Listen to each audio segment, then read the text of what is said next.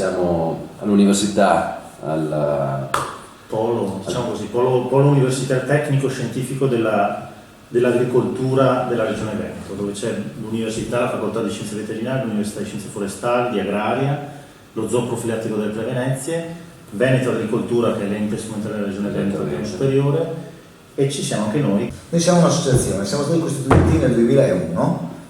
Noi siamo nati da una costola di una delle 3 grandi organizzazioni agricole, no? Del mondo agricolo. Tu sai che il mondo agricolo, così come i sindacati, CGIL, CSUIL, il grande mondo agricolo è diviso purtroppo, diciamo ancora, speriamo che in futuro non sia più, in Coldiretti, CIA e Confagricoltura.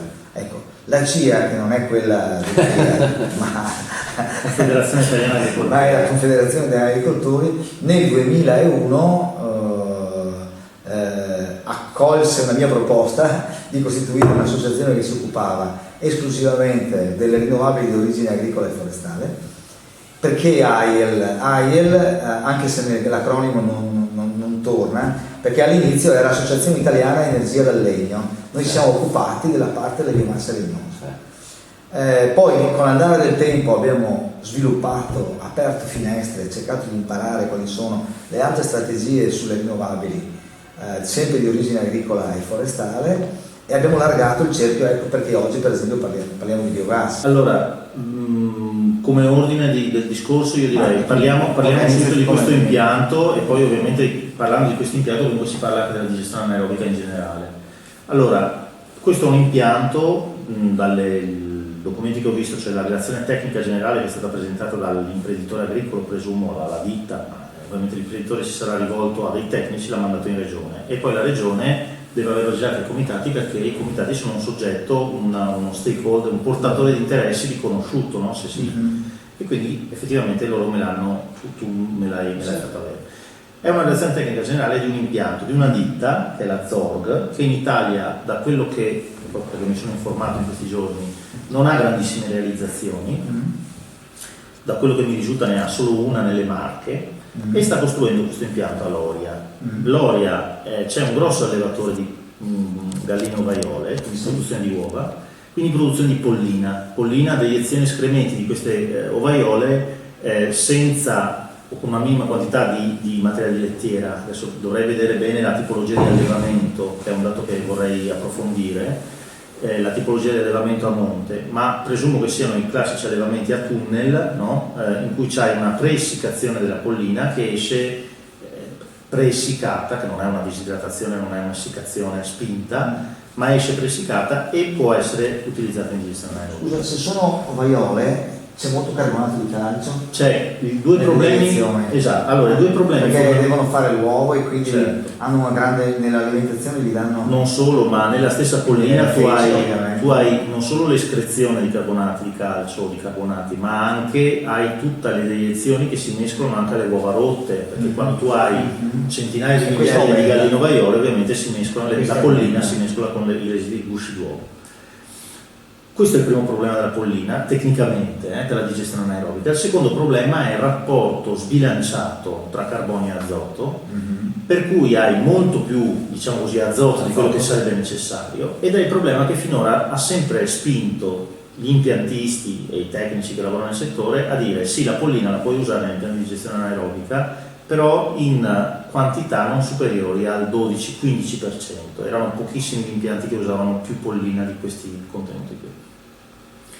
Perché mescolata con altre matrici in qualche modo contemperavi determinate criticità, si abbassa il contenuto nel processo di digestione anaerobica. Addirittura se lo mescoli all'insilato di mais, che ha il problema opposto semmai, cioè di avere un eccesso di carbonio rispetto all'azoto, cioè il problema biologico poi è quello di far andare in acidosi. L'acidosi dell'insilato di mais, dell'impianto di biogas, è quella legata agli acidi grassi volatili che hanno carbonio nelle loro molecole. L'acidosi della pollina è legata al fatto che tu hai ammoniaca che quando supera i 3-4 mila parti per milione come concentrazione ti porta a un eccesso di acidità nel digestore che porta a un blocco biologico dei batteri che opera la digestione. Infatti questo Allora, qual è le due tecnologie, le due tecniche, i due approcci che consentono di ridurre, limitare i due problemi? Il primo è quello di avere delle vasche di sedimentazione per far precipitare sabbia, carbonati di calcio, tutto ciò che è inerte che ti andrebbe a occupare la volumetria nel digestore successivo. Quindi quello che anche questa ditta ha fatto, che è un classico, a lavorare in questo settore della pollina, che io sappia, sono soprattutto 4-5 ditte. Poi in realtà tutte le ditte sono interessate perché la pollina è un grosso problema per un motivo specifico. Ci sono allevamenti che hanno un maggior rapporto con la terra, come animali e superficie nettari, e altri allevamenti che sono di fatto svincolati dalla terra. In un ordine, diciamo, via via crescente di problematica c'hai le vacche da latte, puoi dire anche gli stessi suini e i bovini da carne, e dopo hai in fondo alla scala i conigli e gli avicoli, che di solito hanno ditte specializzate che ti portano il mangime dentro all'allevamento. La terra serve solo per lo spandimento delle deiezioni secondo dei rapporti che sono quelli normativi, che sono a loro volta frutto di tecnici che hanno stabilito che con quei rapporti lì dovresti minimizzare i problemi di inquinamento delle acque soprattutto e dei suoli. Ovviamente le tecniche di spandimento fanno riferimento anche all'inquinamento atmosferico, comunque non è che non l'abbiamo considerato. Allora è chiaro che c'è un interesse molto forte da parte dell'industria, diciamo, avicola, degli allevamenti avicoli, verso, diciamo, dei processi che possano in qualche modo sfruttare fino in fondo questo materiale di scarto, che è la pollina, che sono le deiezioni avicole, e quindi c'è anche un interesse da parte delle ditte impiantiste a fornire questo tipo di tecnologie. Quelle 4-5 ditte che sicuramente hanno lavorato su questi impianti, cioè hanno all'attivo nel loro, come dire, portfolio di impianti, degli impianti che funzionano in maniera molto forte con pollina, 50, forse anche 60% di massa proprio, hanno praticamente tutte questo sistema di decantazione per poi rimuovere la sabbia e i carbonati all'inizio, e poi il segreto è quello di levare l'ammoniaca, l'azoto ammoniacale, dalla fine del processo di digestione anaerobica, cioè da quello che viene chiamato digestato, che è quello che residua, è il materiale liquido, diciamo così, è liquido perché la tecnologia alla fine che si usa adesso, questa dell'ondata tedesca di questi ultimi 4-5 anni, fa sì che quello che si mette dentro di solito abbia un contenuto di solidi totali, di sostanza secca o solidi totali, attorno al 10%, cioè un materiale pompabile. Se tu hai la cosa più secca la diluisci comunque con liquame, con acqua. Ecco. In questo caso qua cosa succede? Il processo anche di questo impianto prevede una diluizione molto forte con acqua, di fatto in un rapporto di 1:1. Se sono, per dire, sono circa tra le 20 e le 25 tonnellate giorno di pollina, i dati di progetto sono questi, utilizzano circa 20-25 tonnellate al giorno di acqua che va a diluire questa cosa qua. Ovviamente poi cosa succede alla fine? Alla fine tu hai questo digestato che ha un 10% di solidi totali, hai un separatore, di solito sono delle macchine che funzionano dal punto di vista fisico-meccanico, comprimendo, spremendo questo materiale. Hai una vite senza fine, un classico, oppure due rulli contrapposti, in maniera. Separazione solido-liquido, proprio meccanica. Accumuli, cioè non c'è nulla di chimico in questo, nulla, è solo fisica. Hai del materiale solido che separa, simile all'etano, la sofficità, quel colore, e non puzza, e hai la fase liquida, anche questa non puzza, soprattutto se la compari rispetto alla pollina che avevi all'inizio, che è una roba fetente.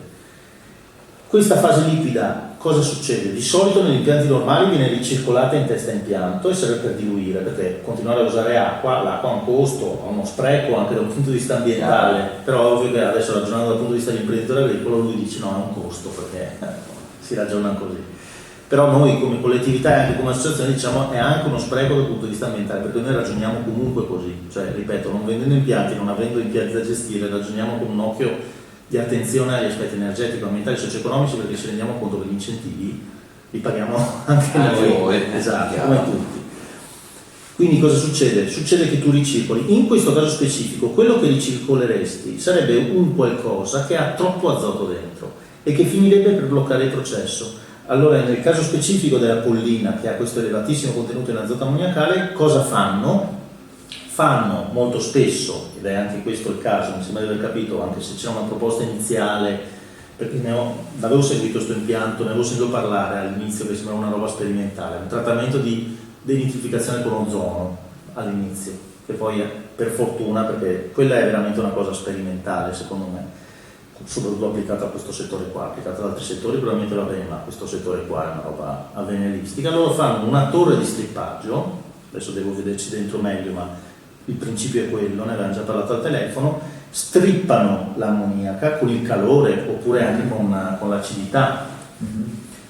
Tu hai presente il termine strippaggio? Volatilizza, cioè l'ammoniaca viene volatilizzata, cioè viene in un ambiente confinato, ovviamente, non viene strippata in atmosfera, viene strippata dentro a questo contenitore chiuso, diciamo, un reattore di strippaggio, e qua c'è una reazione invece chimica con acido solforico e si forma solfato d'ammonio. Il solfato d'ammonio è un fertilizzante a tutti gli effetti, addirittura sono le stesse ditte che ti forniscono l'acido solforico che ritirano il solfato d'ammonio e ti danno il solfato, perché poi col solfato d'ammonio loro cosa fanno? Lo rivendono a ditte che fanno fertilizzanti e lo mescolano ad altri fertilizzanti per arricchire e di zolfo. Quindi è chiaro il principio, loro quindi avendo la parte liquida molto ricca di azoto, con lo strippaggio loro cercano di abbassare per poi ricircolare dentro il sistema, e dall'altro punto di vista, siccome c'è tanto azoto, riescono a in qualche modo mobilizzarlo, concentrarlo attraverso il fertilizzante che poi lo fai diventare dei sacchi, e i sacchi sono quelli che poi puoi utilizzare nella concimazione. Soltanto che anziché usare un'urea che alla fine viene fuori dal petrolio, perché è un'urea che tu hai in qualche modo biologico. Sì, quell'acido solforico biologico non è, nel senso che dovresti avere le galline vaiole biologiche, cioè per avere un azoto bio, siccome quello che viene dal resto dovresti avere degli animali bio. Sarebbe interessante riuscire a fare entrambe le cose. Tutto quello là, a quel punto capisci che è eccezionale, hai un cerchio, perché a quel punto avresti anche l'uovo bio, la gallina che è esistita con bio, un rapporto con le superfici dei terreni, gli spazi di mobilità delle galline vaiole stesse. Sarebbe fatica a farle, però in allevamento intensivo così, biologico. Sì, anche se in realtà sono biologico. Di mangimi comunque, qualcuno ci puoi fare anche hai le uova bio, le uova bio le trovi, anche la grande distribuzione cioè ce la puoi fare, però un allevamento a terra non è più possibile. Allora, sì e no, nel senso che lì bisogna vedere i disciplinari sul biologico, ma i disciplinari sul biologico dettano delle norme soprattutto sulla densità degli animali, cioè tu sicuramente hai degli animali meno densi, o per ettaro o per metro quadrato, anche di allevamento, cioè può essere anche semplicemente l'allevamento tuo ricovero, prevedi uno spazio, pacchetti esterni o non pacchetti esterni, cioè prevedi degli spazi comunque diversi rispetto all'allevamento intensivo, ma soprattutto la densità del ricovero è diversa, è minore ovviamente. Però alla fine le deiezioni le produce anche lì, tant'è vero che noi eravamo stati interpellati anche dall'associazione allevatori AIAB, Associazione Italiana Agricoltura Biologica, sul discorso di se poteva interessare il biogas anche gli allevatori bio. In realtà sì, purché siano allevatori che fanno biologico in ricovero, in ambienti chiamiamoli confinati. Se invece uno fa il biologico all'aperto, che può essere, cioè il biologico può avvenire sia nell'uno che nell'altro caso, però risponde a determinati disciplinari che sono precisi ma che non obbligano ad avere, non so, i maiali all'aperto, li puoi avere anche in porcilaria chiusa, però devi allevarli secondo certi criteri. Allora se ce li hai all'aperto, no, non fai biogas sicuramente raccogliendo le deiezioni, perché nessuno va a raccogliere le deiezioni in giro, perché diventa raccogli sasso, quindi quello no, però in ambiente confinato sì. Questo impianto qui allora cos'è che fa? Allora, dove possono esserci, perché poi andiamo subito al succo, diciamo, dei problemi sollevati dai cittadini preoccupati, dove possono esserci dei problemi di emissione? Allora, sicuramente ci saranno problemi di emissione allo stoccaggio della pollina, che devi stoccarla, poi dopo lo vediamo meglio. Non hai problemi di emissioni nel tuo digestore che sia monostadio, cioè un'unica vasca, o bistadio. Questo sarà sicuramente bistadio, anzi probabilmente sarà anche più di bistadio, probabilmente hanno una doppia, da quello che ricordo mi sembra che siano due in parallelo, quindi sono 4, diciamo, contenitori vasche, sono tutte quante coperte, chiuse, perché digestione anaerobica significa digestione in assenza di ossigeno, quindi tutto è chiuso, è a tenuta. Tant'è vero che, ripeto, negli anni 80, quando c'era la seconda, tra virgolette, ondata del biogas, nel comparto suinicolo La digestione anaerobica del biogas viene utilizzata soprattutto per ridurre e evitare gli odori di cui si lamentavano i vicini. Quindi sugli odori e con gli odori ci sono anche le altre emissioni di gas. Successivamente il biogas ovviamente non vai a perderlo, perché tenti di recuperarlo il più possibile. Se hai delle perdite è perché c'è qualcosa che non va, e il primo ad accorgersene, a fare subito la cosa per evitare le fughe e le perdite è il gestore dell'impianto, quindi è il primo a dire no, qua sto perdendo soldi, perché lui vede i soldi nel biogas ovviamente, no? Produzione elettrica. Esatto. Sarebbe bello se ci fosse anche la termica qui, perché secondo me c'è la termica in parte dall'altro problema appunto dell'impianto. La termica lo utilizzerà. La combustione del... Allora, adesso ci arriviamo, infatti quello è il terzo punto. Allora, quindi dal punto di vista del biogas, il biogas cos'è? È una miscela metano, anidride carbonica, acqua, vapore d'acqua, tracce di H2S, che è acido sulfidrico, tracce di ammoniaca, polveri, e poi puoi avere qualche gas tipo appunto i mercaptani, l'indolo, che è quello che puzza, che dà un po' di odore.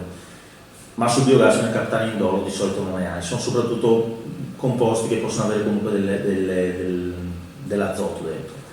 Non hai ossido d'azoto, come si diceva anche al telefono. L'ossido d'azoto è il classico gas che deriva da combustione in presenza di ossigeno, perché l'NOxO è l'ossigeno, sì. Quindi dalla digestione anaerobica non ce l'hai l'NOx, non hai NOx, hai NH3, che è l'ammoniaca in traccia. Quello che fai prima di arrivare al tuo motore dove bruci il biogas è una pulizia del biogas che consiste in una serie di passaggi, soprattutto sono trappole di condensa per buttare giù l'acqua. Puoi avere anche dei sistemi di abbassamento della temperatura e poi rialzo della temperatura, comunque di solito il biogas che arriva nel cogeneratore ha temperature molto basse, lo raffreddano molto e lo comprimono perché deve avere quel tipo di caratteristiche per il motore. Quindi compresso e raffreddato. In tutti questi processi, ad esempio anche nella trappola per la condensa, hai anche la precipitazione di ammoniaca. Quindi quello che ti arriva è un gas fondamentalmente che ha bassi livelli di azoto. Qua stiamo parlando perché ho visto la relazione, non solo la relazione ma anche questo documento sulla pollina.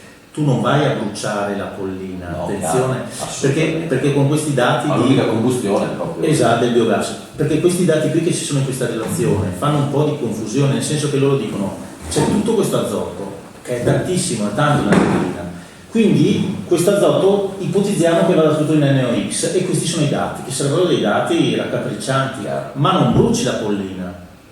Cioè se tu bruciassi la pollina avresti questa cosa. Se tu bruci il biogas, ripeto, dal punto di vista dei composti azotati ne ha pochissimi, cioè l'ammoniaca fondamentalmente, che fai precipitare perché è una rottura di scatola del tuo cogeneratore, la fai precipitare con l'acqua, quindi quando ti arriva veramente in tracce. Quando bruci il biogas nel motore hai il tuo camino che emette, questo è uno dei punti contestati all'allevatore, che ha detto non ci sono punti di emissione, ma come fa l'allevatore a dire questa puttanata? Non dire puttanate, cioè vedi anche questa cosa qua, è disinformazione che poi alla fine solleva ancora più dubbi. No. Di combustione del metano. No, ma lì insomma, io non vedrei, non vedo un problema reale di emissioni di NOx, perché, ripeto, viene monitorato, viene controllato. La combustione, ma quello è la caldaia piuttosto che... È la combustione del mio motore dell'appunto. Ovvio, il motore del mio appunto brucia gas naturale, che significa, potrebbe fare biometano, il che significa che non c'è la CO2 e sicuramente non ci sono tracce di ammoniaca, mentre posso avere ancora qualche traccia di ammoniaca e c'è sicuramente la CO2 nel mio biogas che brucio. Però non ho quelle quantità di azoto spropositate che ho nella pollina, perché ripeto, quello è il biogas, brucio il biogas, non brucio la pollina. È sempre il punto che io dico, attenzione, questo è un motore stazionario, cioè è lì, il che significa che se io voglio fare dei controlli, è lì, cioè l'ARPA va lì, e lo fanno, perché lo fanno, i controlli li fanno. Non solo è lì, ma il camino significa che tu ti inserisci nel camino, è un'emissione canalizzata.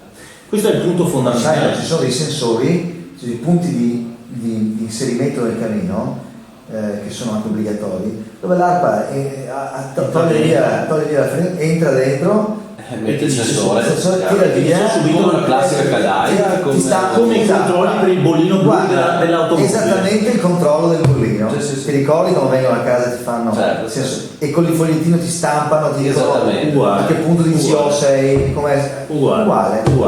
Allora, quindi è poco da fare, non si possono dire puttanate. Se ci sono dei problemi che si vedono, e se non ci sono si vedono uguali, cioè si capisce, e non si solo, può dire raccontare la storia. Ma se ci sono problemi, la possibilità in quell'emissione canalizzata di inserire dei filtri di abbattimento ulteriore, se ci sono dei di sforamento di emissioni, se ci sono problemi XY, la possibilità di entrare tecnicamente e inserire dei filtri. È ovvio che i filtri, soprattutto per gli NOx, costano molto, perché gli NOx sono dei gas che derivano soprattutto dalle grosse centrali. Sì, abbiamo detto che ce ne sono pochi, ma c'è un motivo di tipo fisico, non per... I limiti di legge di solito vengono rispettati. Se in quel caso specifico è lì che io dico ai comitati: su questo dovete fare battaglie in maniera tale che ci siano le prescrizioni della Regione Veneto, se l'impianto dovesse venire realizzato, che ci siano le prescrizioni che dicano: no, guarda, qui questi limiti devono essere rispettati. Avete problema di Castelfranco Veneto con la rotonda, con quei limiti assurdi di traffico veicolare altissimo, anche perché è una zona che conosco anch'io, ha un traffico bestiale di automobili con NOx altissimi. Volete far sì che il piano di tutela dell'area, della provincia e nel punto specifico sia particolarmente restrittivo, volete tenere dei limiti più bassi, imponete quei limiti più bassi, andate a fare i controlli. Se i controlli dimostrano che sfora questo, gli dite: ok, ti do tempo 30 giorni, 60 giorni di ritornare ai limiti normali. Se sei sopra ti dici, come dice lui, ascolta, 60 giorni di tempo, ritorno a verificare, se non hai provveduto a mettere un abbattitore, un filtro, un sistema, chiudi l'impianto. Cioè, io parlavo... Ma perché sono numeri che uno quando costruisce l'impianto lo sa già, non è che è una sorpresa: oh signore, il mega sarà tutto. Se sono stabiliti quei milligrammi al metro cubo di emissioni, quelli deve esserci, no? Cioè, il fatto che dice Marco è importante, il fatto che l'impianto è localizzato, è fisso, non scappa mica, tu puoi partire, capito? Questo è interessante. Non è, cioè, capito? Provi a immaginare le automobili che viaggiano, cioè, tu fai un rilievo di quello che è l'insieme del traffico che si muove, ma quell'impianto è lì e continua sempre. Quindi tu su 24 penso sì, certo. funziona. No, ma non è che perché c'è l'impianto automaticamente vuol dire che non va male, può andare benissimo. Invece io dico che quando costruisci l'impianto sai quali sono le norme e devi impegnarti a rispettarle. Qui ci sono due punti che devono essere citati, che è il discorso di dire vabbè, ci sono queste missioni che continuano 7 giorni su 7, 24 su 24. È vero. Allora, però consideriamo due cose, bisogna considerare due aspetti, che sono due aspetti comparativi rispetto a questa situazione qua dell'impianto. I due aspetti comparativi sono: non c'è l'impianto di biogas, c'è solo l'allevamento, perché da quello che so io non è che il progetto sia il progetto dell'allevamento più l'impianto di biogas. Se fosse un progetto c'è già, esatto, questo è il punto fondamentale. Perché un altro problema, per carità, perché anche lì indubbiamente fatto in una zona che c'è da discutere su questo, però io onestamente non so la storia poi del luogo. Allora, sicuramente se questo progetto fosse stato presentato dicendo voglio costruire gli allevamenti e l'impianto di biogas, qual è la situazione attuale? Prati, pascoli, verde, eccetera, eccetera. Lì non ci sarebbero stati molti dubbi. Cioè, tra la situazione pre e la situazione post, uno dice: beh, cazzo ragazzi, cioè, peggiorate indubbiamente la qualità ambientale del nostro sito, non c'è dubbio. Quindi le opposizioni qui sarebbero scatenate, diciamo, anche a ragion veduta, nel senso che insomma l'apprezzamento in questo caso l'allevamento c'è già. La gestione della collina in un allevamento normale è una gestione che ti comporta, come si diceva prima, cioè nella fase di stoccaggio per mesi e mesi e mesi della pollina lì nella platea, di solito viene stoccata in platea, non in vasche, perché coperte, però ha delle emissioni assolutamente che sono maleodoranti, chiaramente. Hai emissioni anche di gas, soprattutto in questo caso più che NOx. Il vero problema delle emissioni da effluenti di allevamento in generale, non solo pollina, è il problema delle emissioni di ammoniaca, NH3, L'ammoniaca si viene a produrre in tutti, diciamo così, i casi, cioè sia in digestione anaerobica, in assenza di ossigeno, sia in presenza di ossigeno, si produce comunque ammoniaca. Questa è di fatto quello che tu hai in questa massa di pollina lasciata stoccare lì in queste platee, di fatto è un macello, nel senso che è un mix di processi, non riesci a capire bene cosa sta avvenendo perché poi dipende dalla zona, la superficie, la profondità, se in una zona aerata, meno aerata, del tuo cumulo, no? Di solito in profondità vai in zone in condizioni di assenza di ossigeno, anossia o proprio anaerobiosi in cui non hai proprio ossigeno, e lì hai metano, protossido d'azoto, che è il famoso gas esilarante, che è uno dei gas serra più potenti assieme al metano, no? Perché poi i gas serra sono CO2, N2O, CH4, hai gli esafluorocarburi, se non ricordo male, adesso non mi sfugge qualche altro, ma insomma sono questi, quindi io li conosco dal punto di vista zootecnico, i due più pericolosi sono metano e protossido d'azoto. Hai questi gas serra che si producono, hai l'ammoniaca poi cosa va a fare? Se cade vicino al tuo sito di produzione del tuo allevamento, di solito cade attraverso dei meccanismi di deposizione secca, quindi a corta distanza, a corto raggio, 2-3 km attorno al tuo allevamento. Se invece va più su, diciamo così, e comincia a interagire con strati più alti dell'atmosfera, può avere anche una deposizione umida, quindi con le piogge, e quindi può avere veramente una lunga distanza. Tant'è vero che i protocolli firmati anche dal nostro paese, dall'Italia, sul problema dell'ammoniaca e dei composti acidificati in genere sono accordi transfrontalieri internazionali, il protocollo di Göteborg, le normative sull'inquinamento appunto atmosferico transfrontaliero fanno riferimento proprio a queste problematiche qui, che è gli SOx, gli NOx, l'NH3, sono tutti composti che portano ad acidificazioni che poi la cosa ce l'hai qua, però magari sono le foreste in Austria che hanno il problema.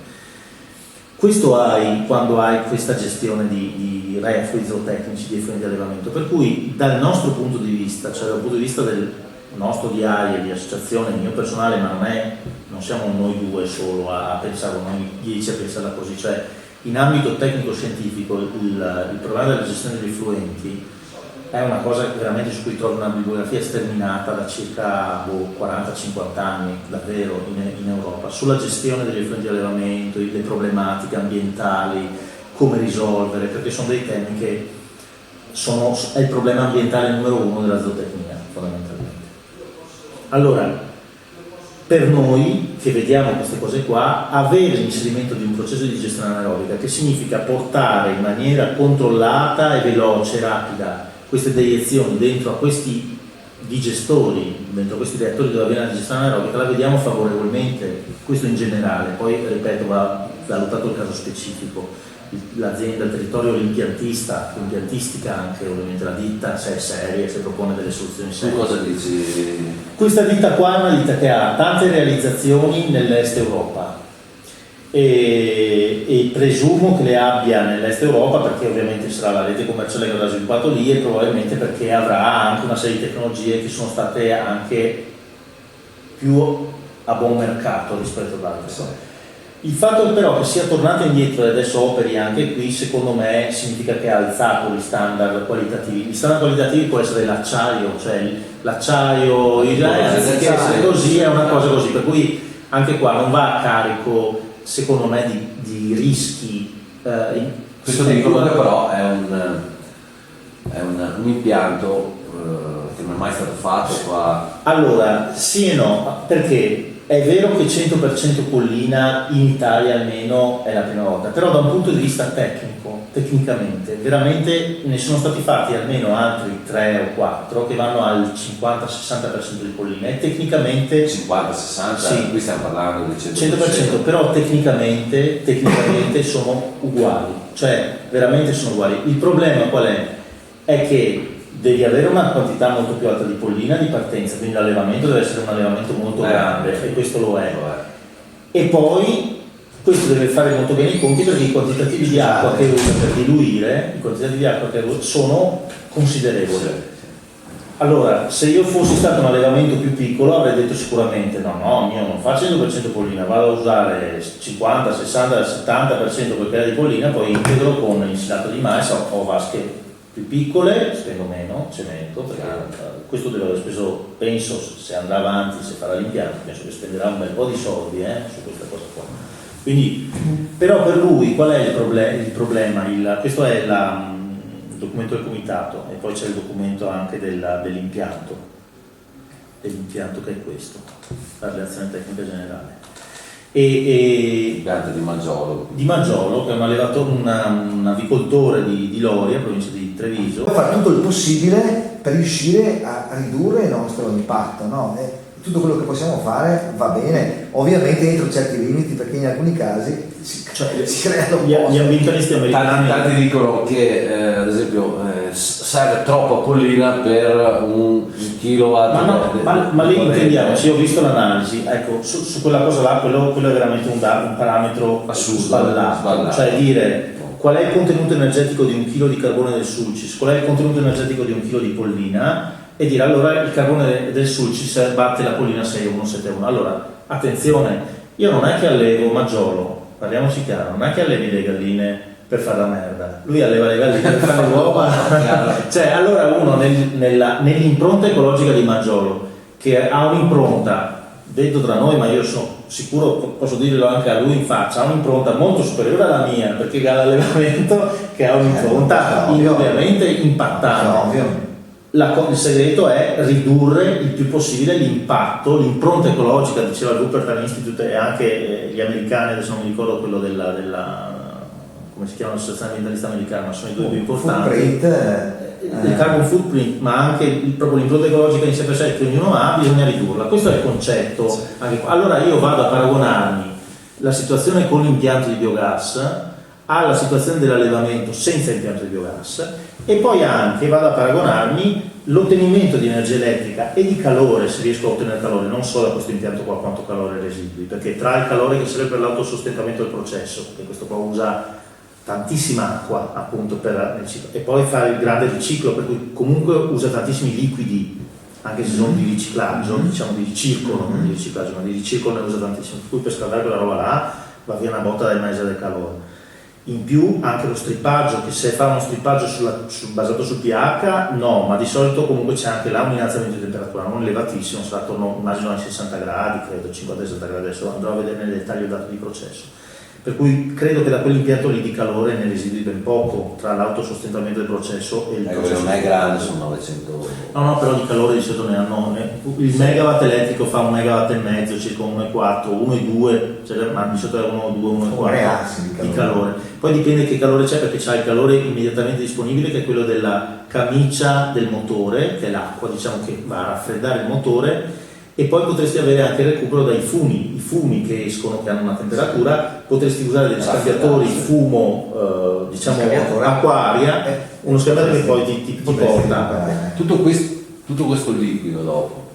il digestato. Allora, perché diciamo nel documento poi tanta acqua, cioè. Sì, c'è tanta acqua, però gran parte poi viene ricircolata, per cui bisogna vedere cosa esce come flusso finale vero e proprio, però sicuramente è qualcosa di diluito, che va bene e male a Maggiolo. Adesso spiego perché. In generale, questo vale per tutti gli impianti biogas, non hai mai una perdita, cioè alcuni nel documento ho visto questo come un elemento di critica di opposizione, dice perdiamo anche il fertilizzante, che potrebbe essere fertilizzante sia il carbonio che diamo. In realtà non lo perdo, io ce l'ho nel digestato.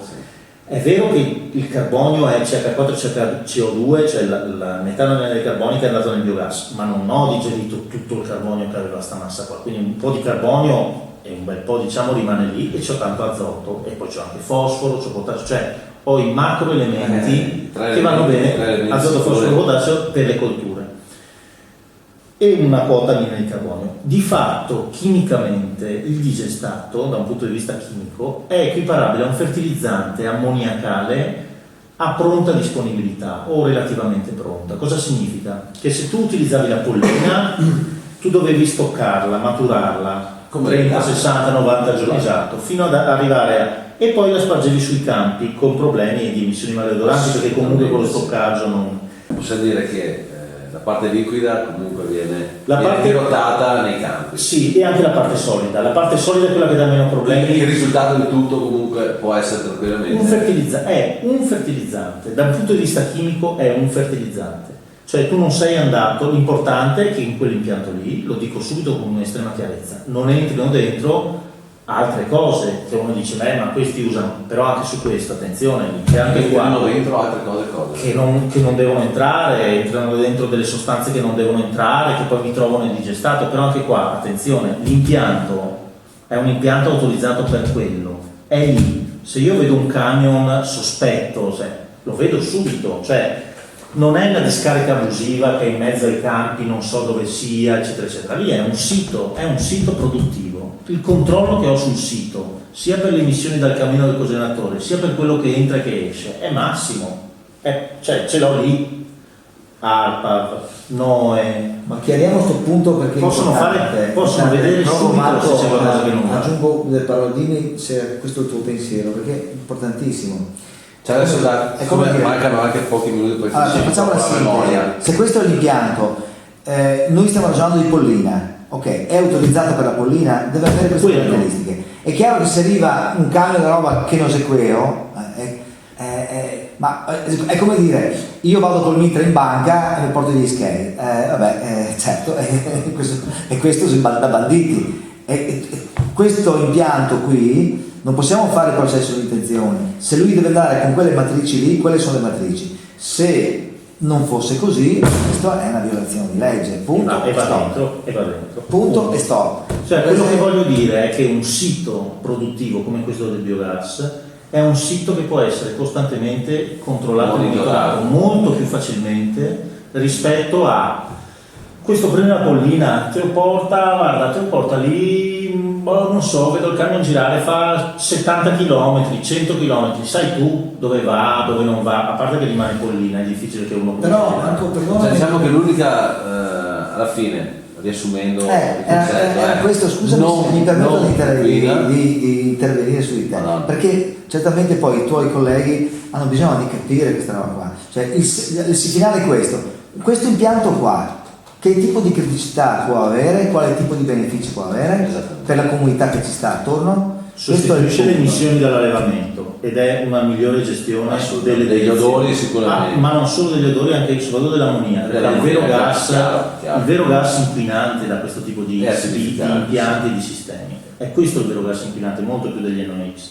Secondo luogo, sostituisce la produzione di energia elettrica, io parlerei solo di elettrica in questo caso, da fonti fossili, perché comunque l'elettricità che viene messa in rete va a sostituire parte delle energie elettriche che verrebbe prodotto bruciando gas fossile o nucleare acquistato a buon prezzo, chiaro. Oppure ancora petrolio, gasolio, le vecchie centrali ancora io credo che ce ne siano ancora alcune che funzionano in minerali, quindi sono in chiusura, dovrebbero essere in chiusura, sicuramente il turbogas, quelle che funzionano a gas, chiaro. Quindi sempre da fonti fossili.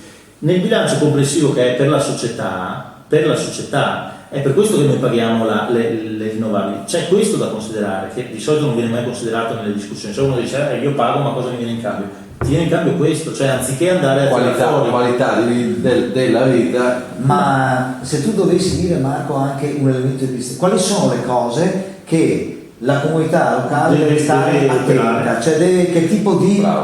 Allora, che tipo di attenzione bisogna avere per dire che questo impianto ha quelle caratteristiche? Sicuramente un'attenzione particolare deve essere legata a quello che entra. Secondo me questo è un impianto di prossimità ai tre allevamenti, per cui secondo me lo vedi subito che entra pollina e non entrano altre robe, perché quello è quello che deve entrare. Pollina e paglia, punto, e acqua, punto, non altre robe. Quindi vigilare perché ci sia quello del materiale. E poi verificare con le autorità competenti i limiti di emissione dal cogeneratore, dal camion cogeneratore, se ci possono essere richiesti limiti più restrittivi e che cosa, oltre ai controlli, può essere fatto a livello di filtri, di opportuni trattamenti dell'aria per rispettare quei limiti più restrittivi. Consapevolezza di quali sono i limiti di legge. I limiti sono 500 per l'NOx almeno, che poi è questa la cosa che contestavano, ma ripeto, la contestazione dell'NOx nasce dal fatto che il ragionamento qui parla di combustione di pollina. Se la bruci la pollina se io avessi un impianto di combustione di pollina vicino a casa,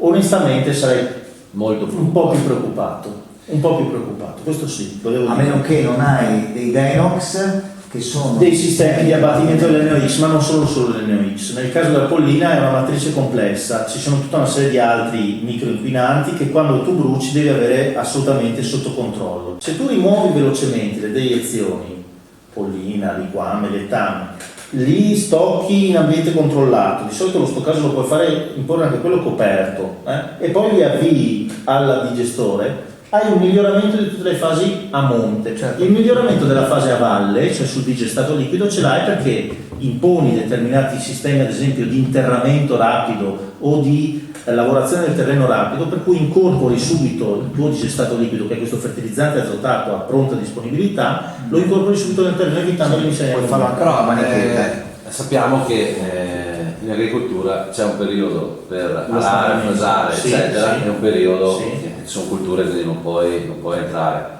Sì e no, nel senso che su questo tema qua del digestato, della frazione liquida del digestato, anche qua le ditte che fanno macchine agricole stanno lavorando da mo' in Germania da più tempo, ma anche in Italia si stanno attrezzando. Ci sono macchine, ho le foto se vuoi ti mostro, sono le classiche macchine per gli interventi in copertura, si dice, no? Sì. Cioè quando la coltura è in alto. Sì.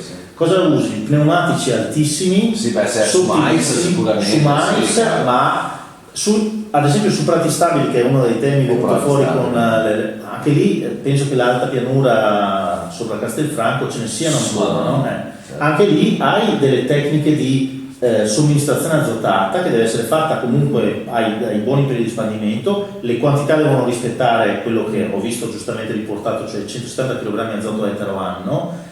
Per Maggiolo quelle quantità di azoto che hai, quelle quantità di pollina significano un bel po' di ettari, lui deve fare lo spandimento su un bel po' di ettari, però questi spandimenti qua vanno comunicati, non so se ancora in provincia o in comune, sicuramente in regione dove hanno un incartamento Maggiolo che deve essere una roba così, cioè deve avere tutti Cioè gli ogni ettari. partenza del digestato deve Sì, avere ha i suoi mappati indirizzo di come va. esatto, c'è una tracciabilità. C'è un piano di Quindi possiamo dire che come impianto Piano di utilizzo. per la collettività non può Allora, se non è viene problema.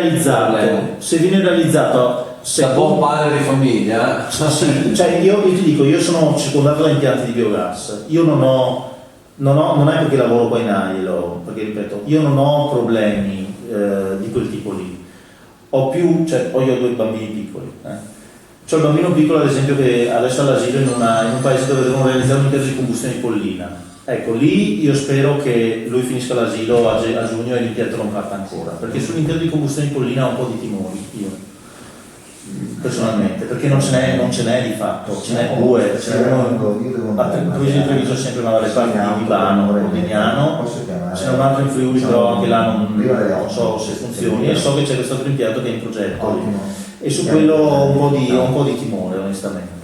Ho timore sicuramente per le emissioni dal mio inceneritore di animali morti, soprattutto nel caso in cui se ci dovessero essere delle morti per epidemie non avrei problemi, nel senso che il trattamento di combustione ad altissima temperatura sui virus e batteri li pulisce, però è comunque un fastidio, intanto un fastidio di odori, poi le paure sono penso quelle di tutti i cittadini, cioè paura dell'antenna, ma dell'antenna